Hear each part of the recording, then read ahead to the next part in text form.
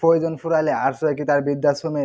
ছোট্ট একটা সংসার, বাবা মা, ছোট ছেলে এবং ছোট ছেলেটার দাদা। দাদার অনেক বয়স হয়ে গিয়েছে, কোনো কিছু করতে পারে না, সারাদিন শুধু এক বিছানায় ঘুমায়। একদিন ছেলেটার বাবা একটা ঝুড়ির উপরে বুড়োকে বসিয়ে জঙ্গলের উদ্দেশ্যে রওনা দিল। যাচ্ছে যাচ্ছে বেশ কিছুক্ষণ যাওয়ার পর ছোট ছেলেটা অবাক হয়ে বাবাকে প্রশ্ন করে, বাবা তুমি দাদুকে ঝুড়িতে বসিয়ে কোথায় নিয়ে যাচ্ছ? বাবা উত্তরে বলল, তোমার দাদুকে একটা জঙ্গলের ভিতরে রেখে আসতে যাচ্ছি। ছেলেটা অবাক হলো, বলল, কেন দাদুকে জঙ্গলের ভিতরে রেখে আসতে যাচ্ছ?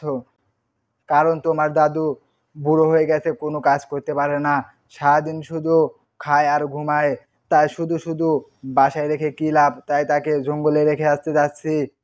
ওহ, কিছুক্ষণ ছেলেটা কি যেন ভাবছিল, তারপর তার বাবাকে বলে, আচ্ছা বাবা, তাহলে দাদুকে রেখে আসার সময় অবশ্যই ঝুড়িটা আমাদের সঙ্গে নিয়ে যাব। বাবা অবাক হয়ে বলল, কেন বাবা ঝুড়ি আমাদের সঙ্গে নিয়ে যাব? কারণ আমি যখন বড় হব তুমি তখন বুড়ো হয়ে যাবে, ঠিক দাদুর মতোই তুমিও কোনো কাজই করতে পারবে না, শুধু খাইবা আর ঘুমাইবা, তখন তোমাকে বাসায় রেখে কি লাভ? আর শুধু শুধু টাকা নষ্ট করে নতুন ঝুড়ি কিনে কি লাভ? একই ঝুড়িতে না হয় তোমাকেও এই জঙ্গলে রেখে যাব। ছেলেটার প্রশ্ন শুনে বাবা চমকে উঠলো। হঠাৎ করেই বুঝতে পারলো নিজের ভুল, বুঝতে পারলো সেই ছোটবেলার কথা, যখন কোনো কিছুর করার ক্ষমতা ছিল না, তখন তার বাবা মাই তখন তাকে যত্ন করে বুকে করে বড় করেছেন। আজ তারা বুড়ো হয়ে না হয় ছোট্ট শিশুর মতো হয়ে গেছে। এখন সময় আমাদের তাদেরকে ছোট শিশুর মতো তাকে লালন পালন এবং যত্ন করা।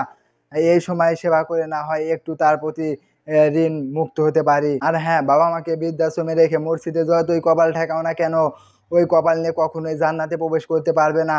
কারণ বাবা মার পায়ের নিচেই জান্নাত। তাই বাবা মাকে ভালোবাসুন এবং যত্ন নিন আর খেয়াল রাখুন। এই পর্যন্ত বিদায় নিচ্ছি, আবারও দেখা হবে নতুন কোনো ভিডিওতে। সে পর্যন্ত ভালো থাকুন, সুস্থ থাকুন। আল্লাহ হাফেজ।